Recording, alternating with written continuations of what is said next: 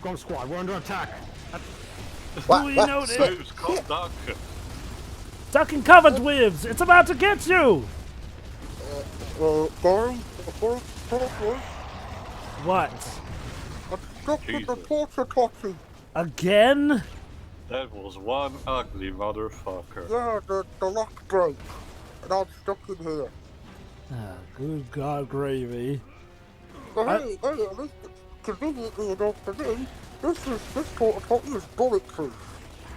Yeah, but the monsters don't use bullets. They have explosives. In fact, Well, I don't want it for it against friendly fire. Might as well mention something. Yeah. Because off screen I've finally gotten around to playing Gears of War 4 and I'm now I've literally just got back to the beginning of Act 3 and stopped there because I'm playing other stuff in the meantime as well. Outside of the fact that the new characters so far are quite bland and the overall dialogue and banter is nowhere near as good. With Joshua Ortega, they really need to bring Joshua Ortega back to righties. There was a scene that kind of pissed me off, honestly, when it comes to Marcus, because basically there's this new thing in Gears of War 4 called I forgot the name. Like it's these little sandstorms that also have electricity to them. I forgot the name of it, but basically it's one of the many things that you have to contend with. Basically, it's an environmental hazard. Basically. Okay. Okay. One of those is about to come up, right? And so Marcus is all like, "Quick, go into the barn," and all the other characters are going, "Wait, wouldn't the sandstorm just wouldn't the tornado or whatever it is just destroy the barn? No, it will hold." So so we go full Twister. Hold on. They go into the barn, and as the tornado keeps destroying the barn, like we see the boards leaving, like and the barn keeps being destroyed gradually, and I'm like, "Get out of there, you morons!" And then even the new character and even JD and Kate are saying we should leave. This thing is not. It will. And Marcus is like, "It will hold. It will hold." What are you talking about, Marcus? Of course, it's fucking wood. It will not survive a fucking tornado. How can you be this stupid? You're not supposed to be this stupid. Let's just say that scene pissed me off because it's so out of character. That's exactly the kind of bad writing you'd expect on something like this. Like, let's make the old characters stupid now, so that the new characters look good by comparison. God, it's such a bad trend. That ticked me off, really. Like, I mean, I wouldn't call myself a fan per se of the original trilogy because I enjoy the games, but I'm not like crazy about them or anything. Because, like I said, I still don't care much for the whole 90% of the backstory is in the comics thing. But damn, I still like the characters. What the fuck was that? You're gonna get a very good idea as to why fans did not care for 4 and 5. I know it's just one scene. I get it, but still. It's like I say, like. It was stuck in his capture all along. Hey guys, that was one of the porta potties I was stuck in. Well, good. We got you out. Now you can actually join the fight. Unfortunately, I found out that. Back together. Unfortunately, I found out that there weren't actually any potties in there. So yeah, sorry about issues, guys. But yeah, once again, now the old Delta Squad is back together. Yeah, I thought one of them was suddenly gonna get shot through the head or something. As they were saying that, well, guys, it's great. We're all back to. In the name of subverting expectations, I will kill one of you! Yeah, because as we all know, expectations being subverted automatically means good, but I'm not going to get too much into that now. Don't you see? Making Marcus dumb is... What the hell is that? Another... It's a barge to do it. Basically, it's a Locust airship of sorts, except it's alive. Yep. Oh no, it's that Doctor Who episode, The Beast Below. Wrong. It's not Satan. Come on. It's still, that episode was just so boring. I'm not sure if I can agree with you. Oh, but Stephen at least Moffat doesn't. partially. Stephen Moffat, the guy who wrote it, said it wasn't very good.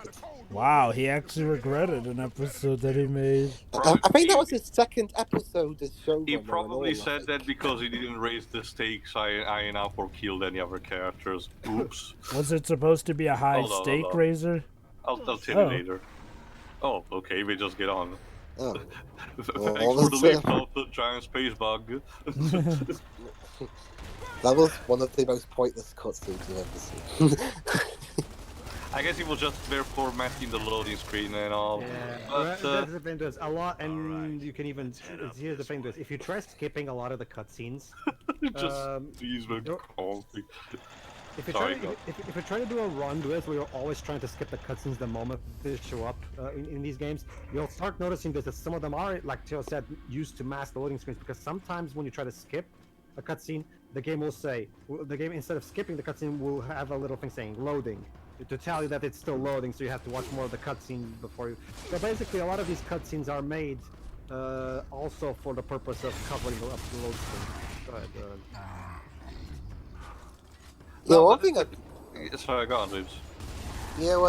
after watching one thing I love in these kinds of games after watching a Twitch stream recently was games where you have random, games of randomizers in them, like you can screw up cutscenes for humorous effect or something. Interesting.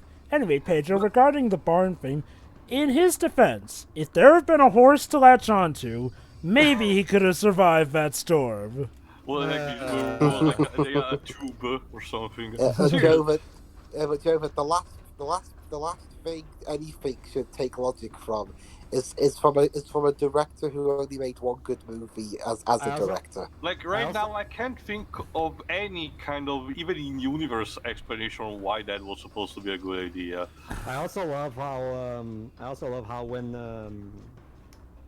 when they get to Marcus's home and they equip themselves with proper gears type armors and proper lancers finally, because the first two acts, like the first act and a half, we don't have the traditional lancer, and that kind of bummed me out a bit. Lame.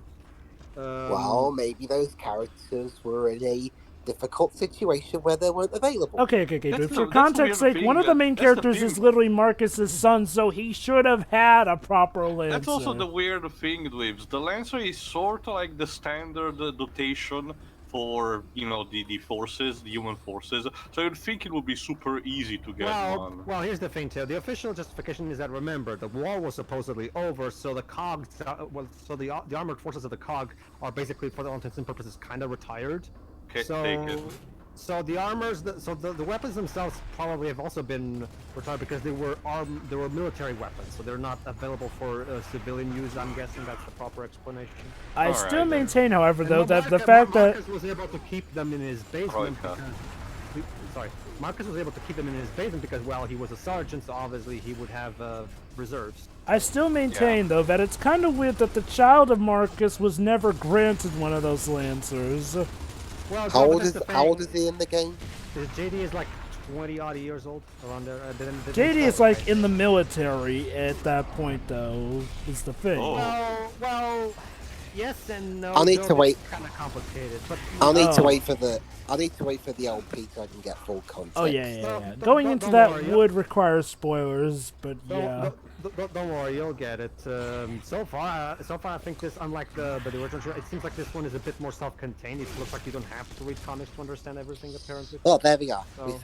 We solved one problem. How about the other ones? Yeah, that was my major problem. The problem is everything that I liked outside of that major problem is now destroyed, at least so far. And to its credit, the stories of the original trilogy, even without knowing all the details, could still be considered enjoyable. Yeah, they're enjoyable. It's just that there's so much awesome backstory and detail that I want that I'm not getting. Again, like I said, if you're gonna put 90% of the backstory in comics, why even bothering to make the video games at all? Just make this a comic book franchise.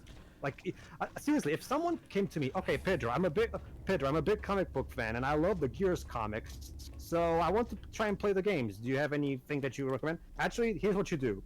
Check a specific cutscene from Gears 2 that I'm not going to say right now because spoilers.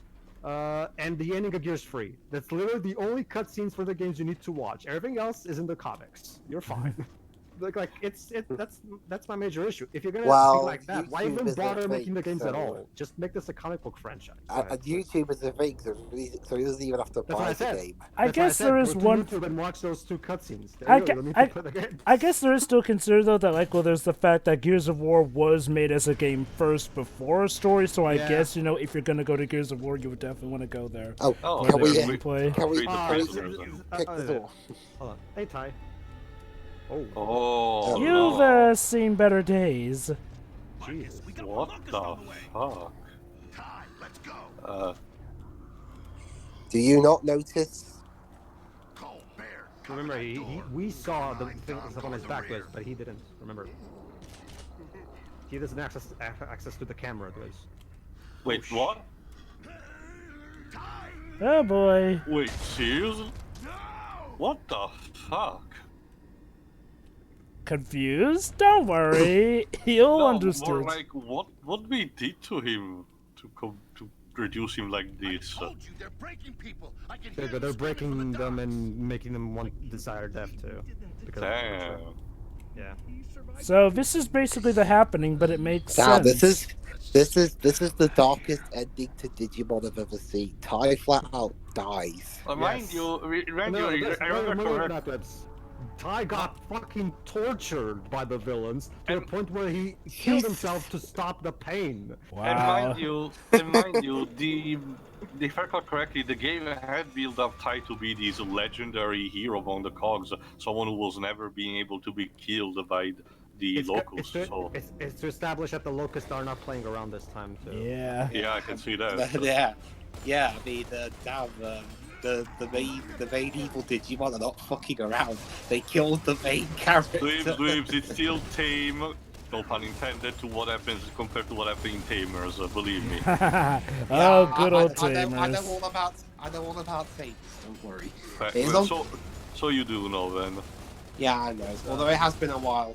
Well, that's the that's the problem though. When Tamers airs here in Britain, sometimes it just gets to a certain point. Like I think it's like an episode or two into And when then they they go just into the drop digital it. world, and then they drop it and start at the beginning. Oh, it's funny you mentioned Dweebs. A couple of times it has happened here in my country for stuff like Dragon Ball. So it is kind of common for some networks to do that because we just think that kids will not bother, with that kind of thing. But anyway, to answer instead what Jova was asking beforehand about Doctor Who, the Beast Below is. Wait, hold on, is that the one? Is that There was the one where two-part- they were on a no, it was the one part. They're on a ship, and it turns out at the bottom there's a monster controlling the whole thing. Oh no, then I got confused then because I was instead thinking about the Satan's Pit then. Satan's Pit. Yes, Jova, Satan is a thing in Doctor Who, and according to him, because the Doctor actually meets him, he seems to be the genuine article. Really? Oh. So what's Satan's deal in Doctor Who? He transforms a floating ship around a black hole into essentially Doom. So kidding. hell Far is from literally Doom. Doom. It Wow. basically, this spaceship has this set of particular slave aliens, the Brood, where they I think it's the Ood, where they have this special gimmick that they hold their brain inside of a sphere in their hand. It's complicated, but it's traditional Doctor Who silliness. Oh my god. But apparently Satan's presence is infecting and making them go nuts against the humans of the crew. So the Doctor, his companions, and the rest of the crew need to find a way to escape the thing, and the Doctor is the usual curious self who wants to confront Satan personally. So Satan owns a spaceship, so oh my god. Well, he doesn't own, they just happen to find him on an asteroid rotating around this black hole. Oh my god, guys. So this is what Guard would need with a starship. It's overboard now. I have a high ground. You Pretty much. underestimate my power. Don't try it! And then the alternate ending of the Revenge of the Sith video game happens.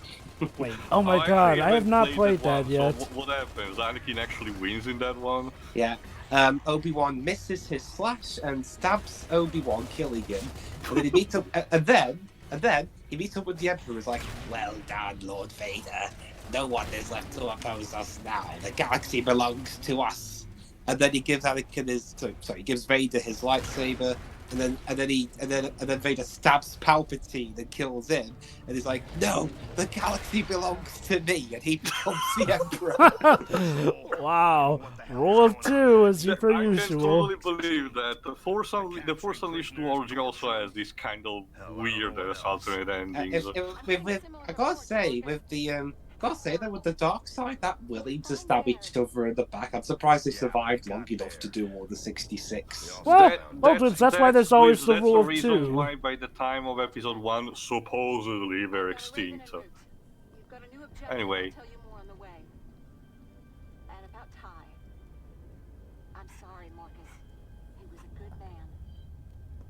Yeah, he was. Damn. Thanks, Anya. Not much time for words, just gotta deal with it. Yeah, Well, speaking again, of Anya, Marcus has to hold in a lot of things. Sorry, go on, yes, Pedro. speaking of Anya, that's another thing. When Marcus gives the JD and his crew these kinds of armors that he has on this basement, the armor Kate gets is the same armor that Anya wears in Gears of War 3. Get it? So that means Kate's the new Anya. Passing over the torch. So they're like, okay, guys, you're okay. Knowing what I already know, what the fan base thinks of Kate. Yeah. The fact that you're giving her Anya's armor, yeah, that's probably not gonna sit well with the fans. Yep. Oh boy. I'm not sure about that. I guess I will need to properly see that in context. Oh, also, Tia. Okay, Tia. Let's just say it'll all be clear by Gears of War 5 why a lot of people aren't exactly too cool with Kate. No, I understand that, but you know, the idea that the armor, the legacy of the armor, is supposed to be that tarnished as a result. I'm not sure. It's not like an important artifact. Yes, it has some sentimental value, I suppose, but it's an armor. It's not even like a costume because all the COG armors look kind of like the same. Well, here's the thing, too. It's like, well, the COG armor worn by a particular... Also, not Vibs. Well, the cutscene where that happens actually does kind of imply that because Mark is all like, That's not like in the Batwoman TV series, like in the trailer where she reconverts the Batsuit into her with that stupid line. It will fit for a woman. Oh, well, God. no, it's not. Well, it's not like that, but the point is too is that Mark is all like, okay, wear it with pride because that's that armor. Oh yeah, this is that was fits me well. And then JD's like, it was my mother's armor. And then Mark is like, take care of it well. Yeah. I mean, it's just again on its own, on the context of Gears 4, it's fine. It's just that in hindsight, knowing what the fan base thinks of Kate at this point, yeah, it's kind of a iffy scene in hindsight. Not helped by the fact that Gears of War 4 definitely does make the armor a big deal. Like, okay, Tio, you could argue that some people may not see it as a big deal, but Gears of War 4 made it a big deal with that cutscene. Like, well, I could go into like an hour's worth of how the certain armor of a certain character could be important. Like, you know, Boba Fett wears his own dad's dad armor and all that. But, you know, I mean, you know, when it comes to that stuff... Sorry, go on. When it comes to, you know, stuff like armor, sure, it may seem like the same, but when you get to know the character who wears that armor, well, it's very important and integral. Like, for example, let's think of Darth Vader's armor. Now, okay, let's imagine we don't know who Darth Vader is. For us, that armor is just that armor. But because now we know who Vader is and all this and that thanks to the original trilogy and all that, yeah, it would be pretty freaking important to the whole thing. That's also because, well, it's a unique specimen. There are not like any other stormtroopers who actually wield that, or even other generals. Okay. I think a better example would be his old blue lightsaber. Like, let me say this, Wibbs. It would be like if Finn passed the armor that he used as a stormtrooper to another person. Sure, I guess.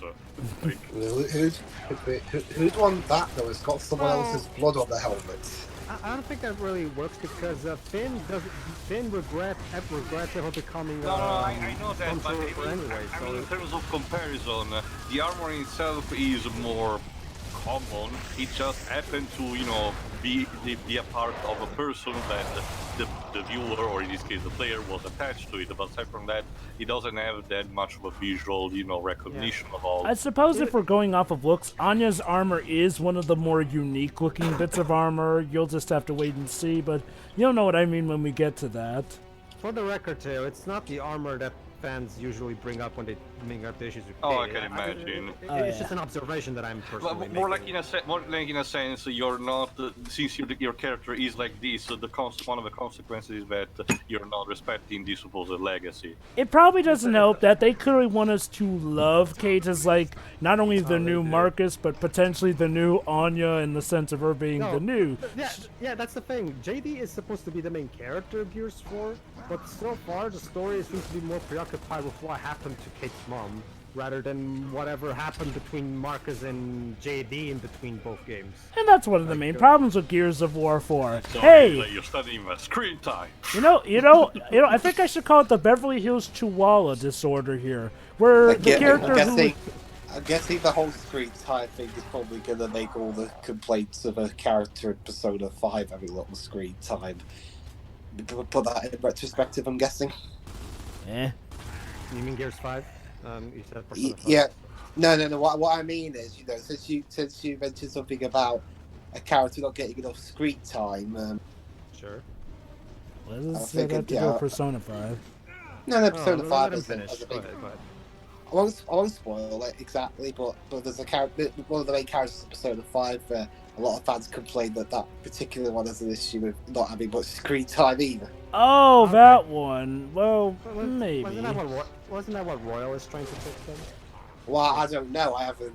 Well, there's two reasons I haven't seen it. A, it's only available in Japan at the time of this recording, and B, I don't want to see any spoilers. Sure. Fair enough. It's more the primary reason fans tend to dislike Kate is one, because apparently she has a lot of Mary Sue qualities to her that get exacerbated in Gears 5.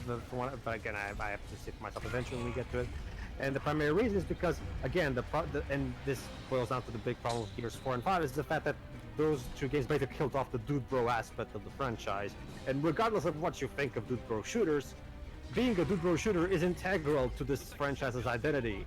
Removing that, if you remove that, this just becomes just another typical cover-based shooter. You know, I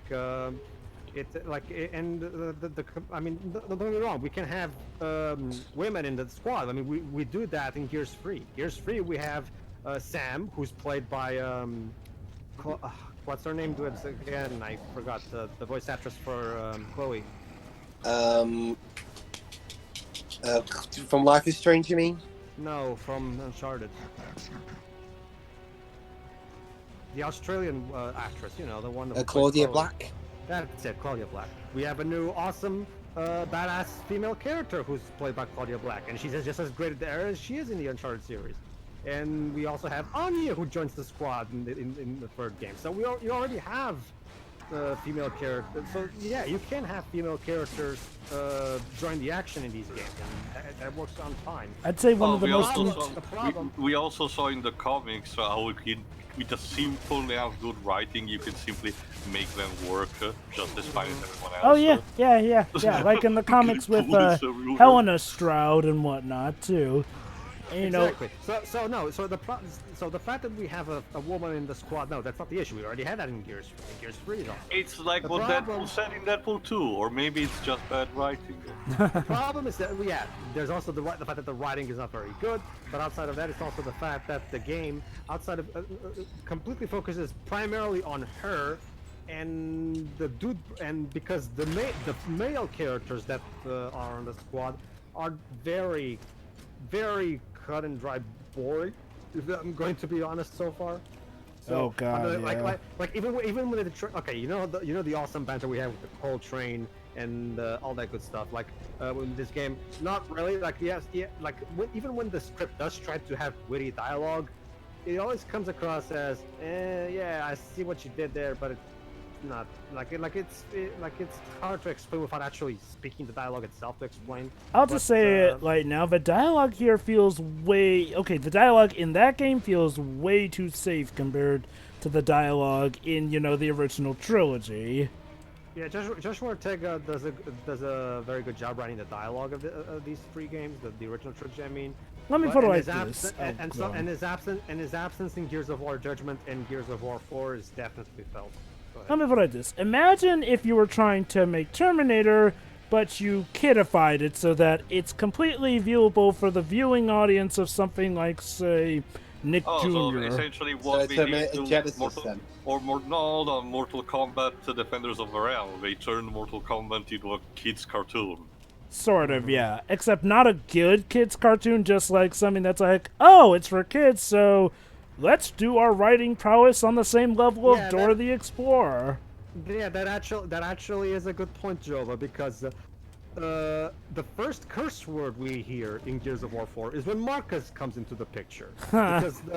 because the characters, they're very safe, really written, like you yourself said. Like it's there's no near as much swearing as it is in the original trilogy. I mean, I know that a lot of people go, oh, come on, swearing is like you want this to be like Shadow the Hedgehog. Well, no. There's but a at the same certain time, art to swearing in media here and there.